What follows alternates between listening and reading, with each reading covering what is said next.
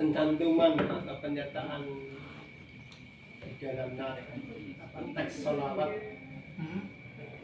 membedakan keluarga Nabi yang ada hubungan darah dengan yang tidak hubungan darah. Berarti kan kalau sepanjang sepengetahuan saya yang ada hubungan darah ya biasanya orang mengenal sahabat Ali dan lainnya ya. Ini bagaimana dengan istri Rasulullah yang dari anak-anak para sahabat, bangga dengan putrinya Umar gitu. Artinya begini, ada dugaan ya sebagian menganggap bahwa konsep tidak menyertakan para sahabat ya, tidak menyertakan di dalam salawat orang-orang yang di luar garis Rasulullah itu adalah monopoli kaum Syiah yang cenderung aliisme, sehingga yang bukan Ali, yang bukan ahli bait sampai terus itu tidak layak untuk disertakan dalam sebuah sholawat. Apakah pengkritisan seperti itu ada benarnya atau ya ini hanya mungkin sentimen antar kelompok tadi ya, ada lain-lainnya sehingga muncul duga-duga seperti itu. Artinya diharapkan ya umat Islam mungkin di luar sholat mungkin menyertakan sahabat-sahabat dalam sebuah sholawatnya, mungkin dia bukan dari hubungan ya itu ya tadi ya, makanya Imam Jalaluddin Asyuti itu kalau di dalam sholawat itu ya Ali itu yang kan ini kan apa ya problemnya itu kan ketika memahami Ali itu sendiri. Apakah ini khusus keluarga Nabi dari Bani Hashim dan Bani Muthalib? Ini ya dua, dari Bani Hashim atau Bani Muthalib. Ali itu berlaku kepada semuanya. Makanya ada yang mengatakan tadi, ya mungkin ini monopoli Syiah ini yang hanya kepada alun Nabi. Tetapi kan Syiah sendiri kan ketika berbicara tentang alun Nabi kan tidak dipukul rata. Hanya mengambil garis keturunan daripada Ali dan Fatimah. Selain itu tidak dianggap sebagai sahabat, bahkan yang menyertakan di dalam apapun itu dianggap kufur, kan ekstrim sekali. Ya, bagaimana kelasnya Abu Bakar, Umar dan Utsman ini, ini tidak beda, ini bukan termasuk daripada sahabat. Bahkan tidak boleh kita mengacu kepada mereka, itu tidak. Makanya tetaplah, artinya kritik-kritik semacam itu ya memang ada. Yang namanya manusia itu kan bebas berpikir. Ya, kebenaran yang mutlak itu adalah kebenaran yang bukan muncul dari pikiran manusia. Sebab kebenaran yang pikiran manusia pasti bersifat relatif. Itu pasti semacam itu.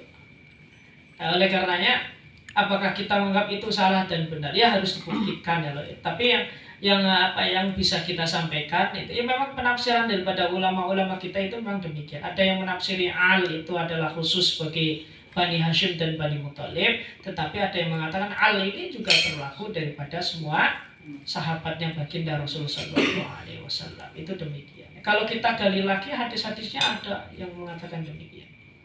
Dan ini disampaikan oleh Imam Jalaluddin Asyuti pernah menyampaikan demikian. Kalau nggak salah di Muqaddimah Syarahnya ada.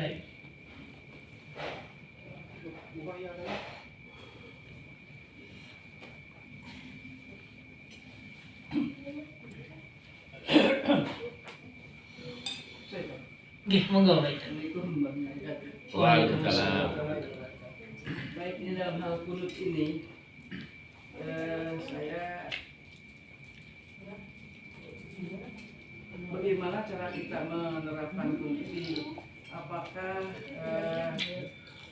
ini kan sunnah ya? Tapi mohon maaf ini banyak yang mentang. Termasuk saya kalau kunut di musola nggak ada yang mentang. Padahal kok kunut gitu.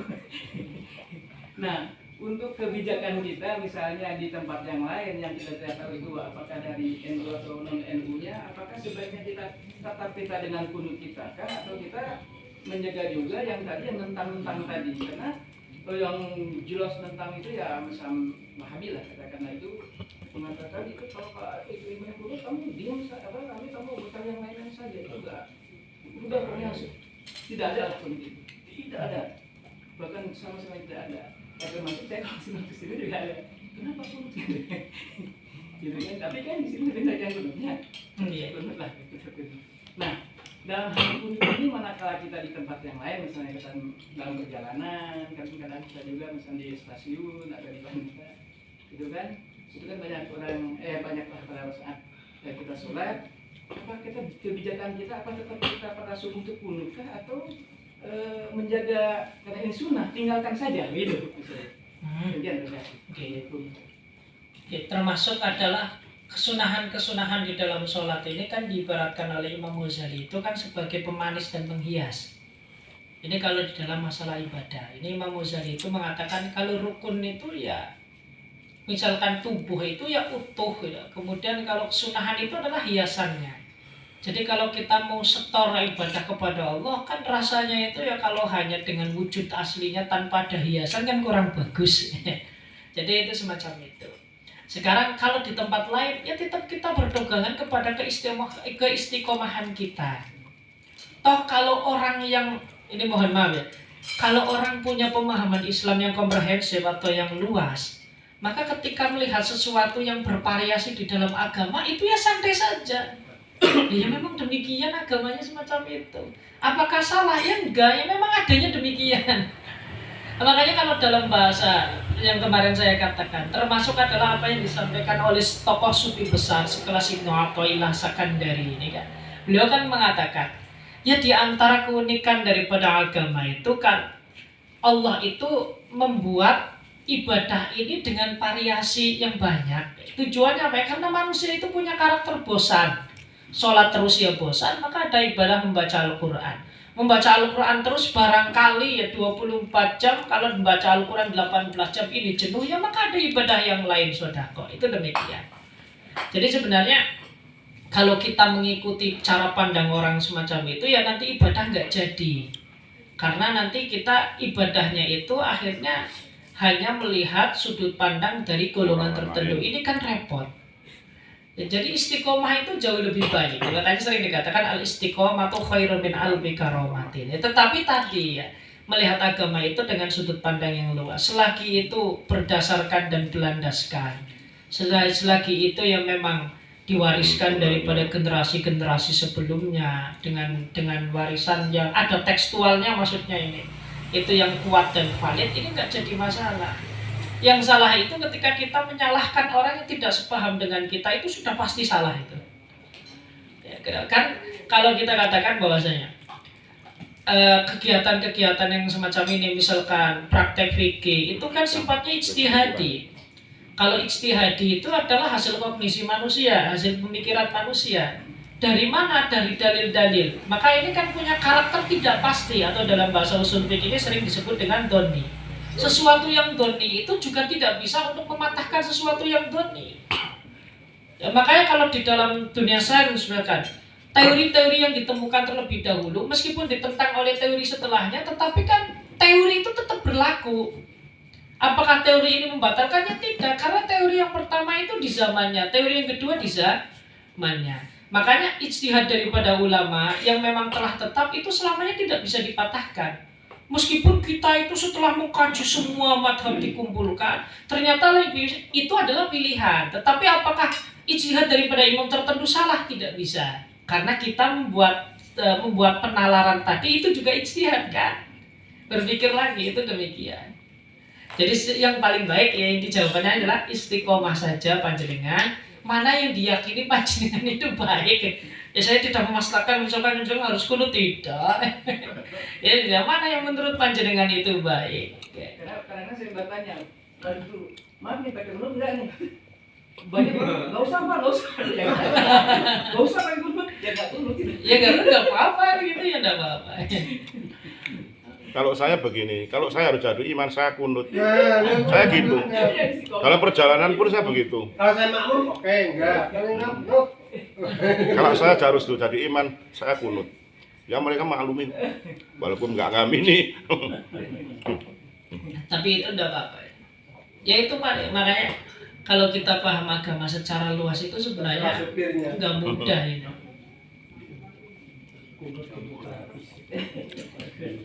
Kalau enggak ya enggak.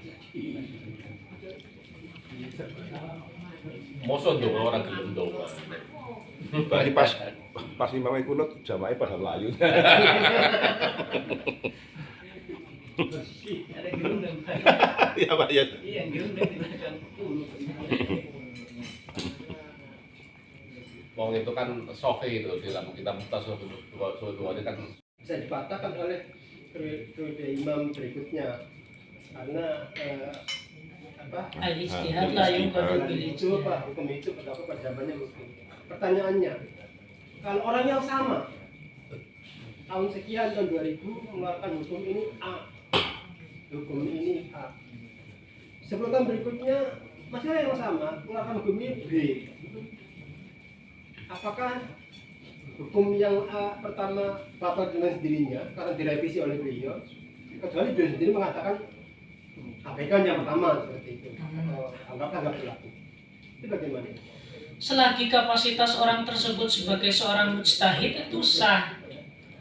Kalau mujtahid dan tentunya dengan syarat-syarat ijtihad yang memang ini dianggap adalah syarat atau syartu ta'jiz.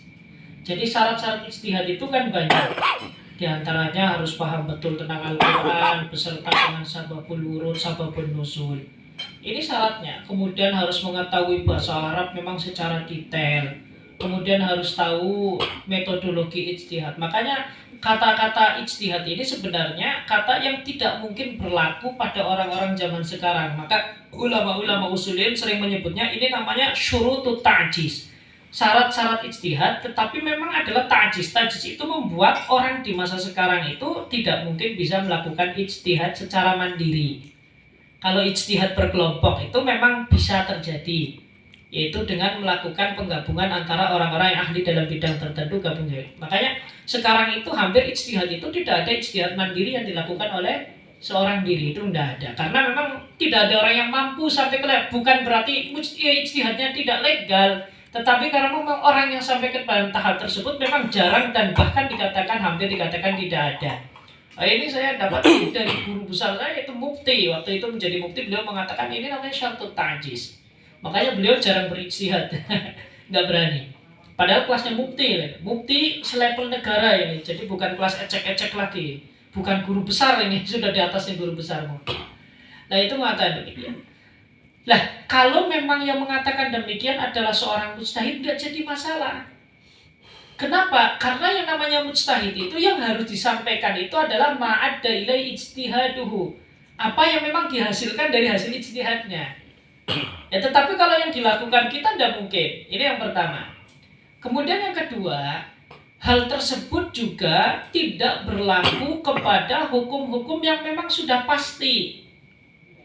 Sholat 5 waktu itu adalah ma'lumun minad dini bidarurati, meskipun tanpa dalil. Kalau dalam bahasa ini adalah sebuah kewajiban yang memang dipengetahui oleh umat itu secara pasti, meskipun tidak ada dalilnya, karena memang turun-temurun dari baginda Kanjeng Nabi. Lalu kemudian di zaman sekarang ini kayaknya sholat 5 waktu sudah tidak efektif lagi. Kayaknya perlu ada perubahan menjadi 2 waktu saja, saya kira sudah cukup. Yang lebih parah lagi muncul golongan-golongan yang mengatakan yang penting daripada sholat itu adalah substansinya, bukan gerakan-gerakan yang aneh. Eling, yang penting kan ingat Tuhan. Ini kan yang lebih parah lagi. Sholat tingkat. Nah, ini jadi ijtihadnya dari mana, itu dasarnya dari mana, itu semacam itu. Jadi memang ada di dalam kasus-kasus tertentu. Biasanya hukum itu kan ada 2 klasifikasi. Ada yang memang as-sawabit yang memang bersifat tetap, ada yang al-mutaghoyirat yang berubah. Nah, hukum yang al-mutaghoyirat ini biasanya hukum yang dalilnya itu tidak bersumber dari teks-teks yang bersifat qat'i. Tapi biasanya dalil-dalil ini kan dibangun atas dalil-dalil yang dalil sendiri mengalami perubahan. Salah satunya adalah ketika tendensi dalilnya itu berupa uruf. Uruf kan bisa dijadikan dalil, al-ada al-muhakkamah. Tentunya adalah dengan kriteria-kriteria tertentu. Itu bisa mungkin mengalami perubahan sesuai dengan perubahan zaman. Zaman. Tetapi kalau yang memang sumbernya itu dari teks yang qat'i, puasa Ramadan keadaan apapun itu tetap wajib. Musim hujan, musim panas, musim dingin. Maka nggak ada istilah ini karena musimnya sedang musim panas, jadi puasa Ramadan sekiranya jadi sunnah. Itu tidak mungkin. Itu semacam itu. Iya nggak? Pak Dokter. Nah, Gimana? Saya. Assalamualaikum warahmatullahi wabarakatuh. Waalaikumsalam warahmatullahi wabarakatuh. Menanggapi mukadimah yang disampaikan oleh beliau Pak Kiai Imam Durori terkait yang takbir itu tadi, saya kira mungkin ada pencerahan atau pendekatan metodologis di dalam hal pilihan. Itu kan berarti kan yang dipilih oleh Pak Kiai Imam Durori selaku imam itu berarti lebih memilih tidak memperoleh kesunatan untuk membaca Allahu Akbar pada saat mulai takbir intikal. Intikolat. Nah, dengan dasar atau pertimbangan Di sisi supaya nanti orang sisian makmum. jadi artinya barangkali mungkin kalau dari dalil tidak ada, cuma mungkin dari pendekatan kaidah usul fikihnya mungkin ada enggak, berarti pilihan itu yang lebih diambil oleh beliau, bahwa mungkin kaidah usul fikihnya apa kaidah fikihnya itu bahwa itu mungkin pendekatannya apakah dari sisi itu bisa dilakukan sebagai metodologi atau pendekatan yang mengambil pilihan itu. Jadi sebenarnya semacam ini. Kalau ingin mendapat makanya sebenarnya kayak gini. Pergerakan makmum itu hendaknya itu bergerak setelah pergerakan imam. Ketika imam Allahu Akbar, maka makmum baru turun. Baru Allahu Akbar. Kecuali takbiratul ihram, maka sebisa mungkin makmum segera nyusulin takbiratulnya imam. Ya, ketika imam Allah itu kalau bisa makmum segera Allahu Akbar. Meskipun idealnya imam Allahu Akbar, makmum segera Allahu Akbar. Antara takbiratul ihramnya imam sama takbiratul ihramnya makmum itu tidak terpaut lama. Adapun kalau yang termasuk dengan al-takbir intiqalat, maka ini sebenarnya kalau misalkan kita mengacu kepada fikih, ini belum kepada teori pemilihan, maka sebenarnya pergerakan makmum itu disunnahkan setelah pergerakan imam. Jadi tidak menyertai. Jadi ketika imam Allahu Akbar, baru makmum bergerak. Sebenarnya itu yang harus dilakukan oleh seorang makmum.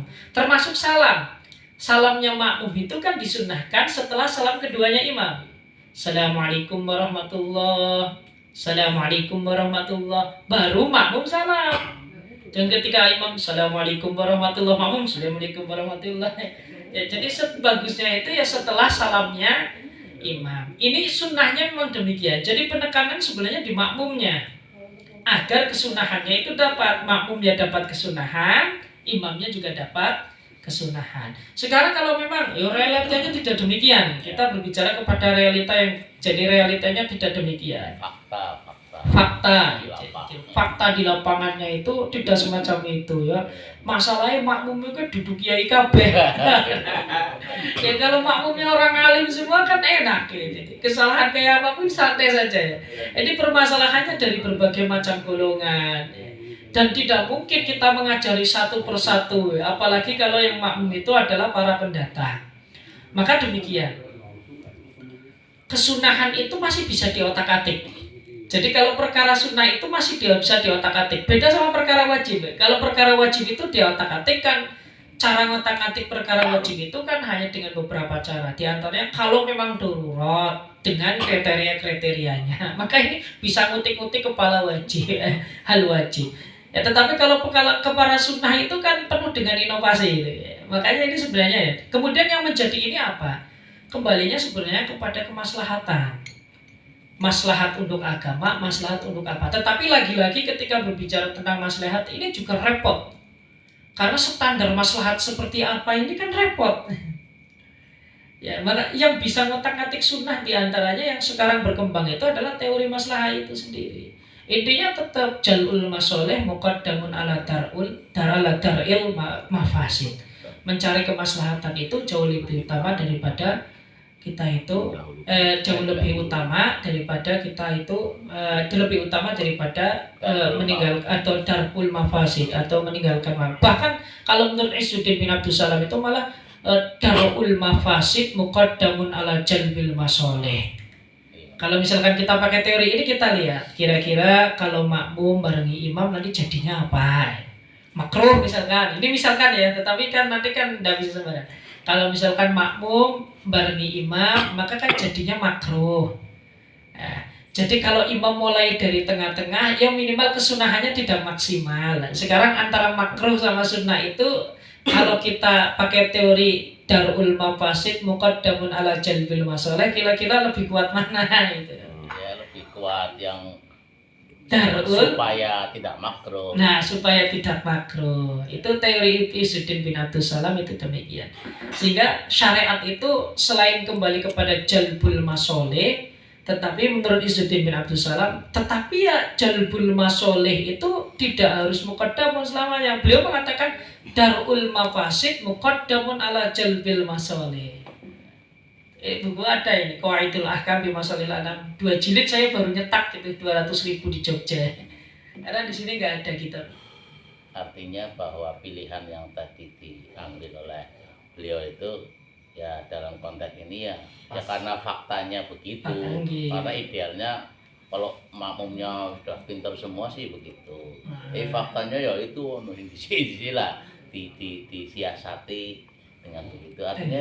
Artinya bijaksana. Bijaksana. Jadi kesunahannya kurang di separuh. Tapi kan tidak menjadikan yang lain makruh. Nah, iya. Imamnya kan pintar, makanya darul mafasid muqaddamun ala jalbil masoleh. Ini bukan jalbil masoleh tok, tapi darul mafasid ini. Berarti Pak Imam pintar. Kadang-kadang suka ngira-ngira tapi tepat loh. Ora pinter lah dadi imam. Iya. Sing bodoh makmume. Mau bareng imam. Tadi banyak kan sekarang kan jarang sekali ya udah. Misalnya kita apakah langsung dibaca keras misalnya Allah masif ana minal badal terus itu apa langsung begini langsung begini saja. Yang tadi saya katakan kan itu kan teorinya di sini. Lalu ketika saya mengatakan syekh kepada guru saya Muhammad Ali bin Abdurrahman Al-Khatib, ini sebenarnya gimana? Kan masyayikhuna ya amin hakada. Guru-guru kita kayak gini, saya nggak pernah lihat kayak gini.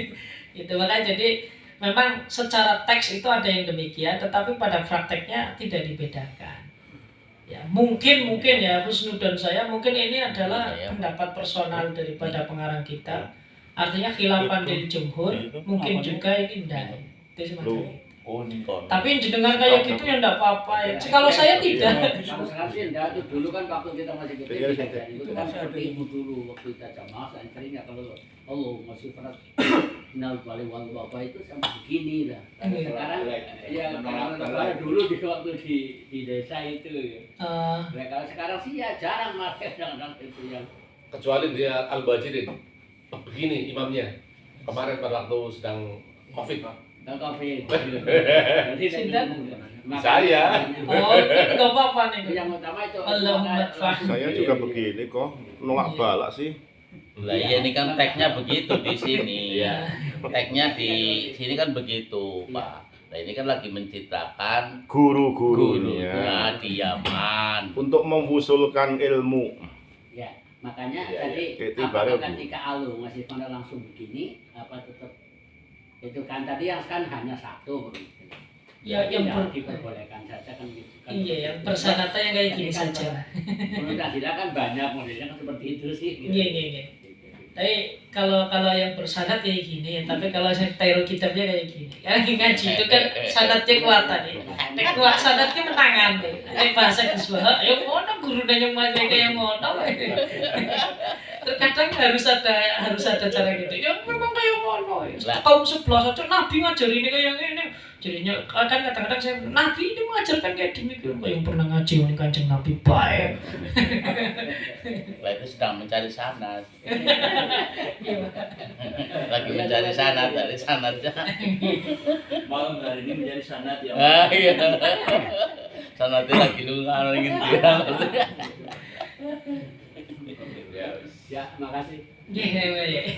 Terakhir itu Pendik. Ustaz kan? Pak Roso, Pak Kayak Roso. tadi mau nanya anu, Kayak beneran aja. Iya. ayo ini Mau disortir ini. Bismillahirrahmanirrahim. Iya. Assalamualaikum warahmatullahi wabarakatuh. Waalaikumsalam warahmatullahi wabarakatuh. Mohon maaf kan kita nggak pernah datang.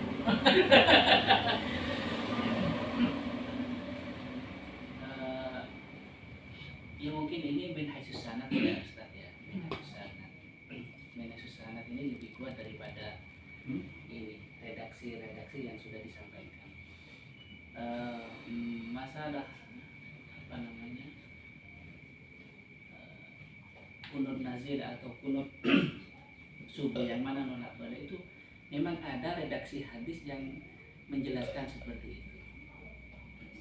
Jadi bidahril yadain ketika menolak.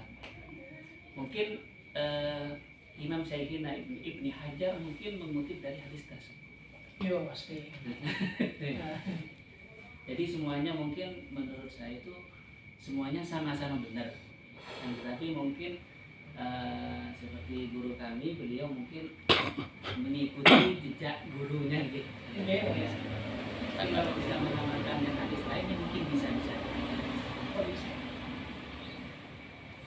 Karena kan ya memang istidlal dengan hadis itu kan repotnya satu karena hadis itu kan ribuan. Makanya ketika dikatakan hadis Rabbul Yadain Bikul Dua itu adalah hadis mutawatir, terkadang satu hadis yang demikian ini kan berarti kan ini menjadi mukhasis daripada yang hadis-hadis yang bersifat am. Ini terkadang yuk malubihi. Berarti kalau misalkan kita melihat teks ini jelas, ini berarti hadisnya memang ada. Ini tidak mungkin karena hukum yang pas di sini pasti semuanya ada hadisnya. Nah, kemudian kalau melihat daripada sanad, mungkin ini yang memang kalau ini yang berlaku itu mungkin beliau lebih menguatkan daripada kemutawatiran hadis tersebut. Mungkin. Sehingga kalau saya tanya itu ya tetap ini nih. Ya alhamdulillah sanad yang ngono ya. Kadang-kadang kalau sudah urusan sanad, ya sanad ya wis kuat ya kuat. Mungkin bisa juga mungkin tidak diceritakan oleh jumhur atau muktamad mungkin karena minhajus sanadnya mungkin lemah mungkin hadis tersebut atau gimana. Bisa jadi demikian, bisa jadi. Tapi saya belum tahqiq betul ini sampai ke akar-akarnya ini. Kecuali kalau aja kajian tersendiri bisa kita cari sampai ke akar-akarnya. Insya Allah kalau dicari pasti ketemu. Apalagi kalau kita buka Al-Majmu' Syarhul Muhadzab pasti di situ dijelaskan. Dan hampir masalah fikih itu kalau kita lihat ya, kalau kita tadlil kepada kitab yang asalnya seperti Al-Majmu', kemudian Syarhul Kabir punya Imam Al-Mawardi, ini sebenarnya dari masalah-masalah ini hampir semuanya itu nggak ada masalah yang muttafaq. Mungkin kecuali daripada masalah-masalah yang yang maklum minad din bidawrah itu muttafaq. Tetapi kalau masalah-masalah yang lain itu selalu ada akwal pasti. Ini kalau kita lihat kepada sumber daripada kitab-kitab yang lebih besar yang di dalamnya itu hampir. Hanya saja kan racikan-racikan di sini itu adalah racikan yang sudah dipilih lah. Kalau dari ini yang muktamad min haitsu dalil. Kan muktamad itu maksudnya yang dikuatkan kan ada min haitsu dalil, ada min haitsul quwah. Ada yang melihat apa itu kekuatan daripada dalil tersebut, apakah ini tingkatannya sahih betul. Ada min haitsul quwah. Min haitsul quwah itu kan berarti melihatnya dari nalar terhadap dalil tersebut. Jadi penguatannya itu tidak lepas dari itu. Ya insya Allah ada. Kayaknya sama-sama mutawatir ini. Kalau begini mutawatir mulai dari bapak kita, ya Ustaz mungkin mutawatir dari gurunya. Nah, soalnya saya dulu waktu ngaji ya, ketika guru saya jadi imam ya begini. Guru ini juga. Berarti sanad gurune wae. Gitu.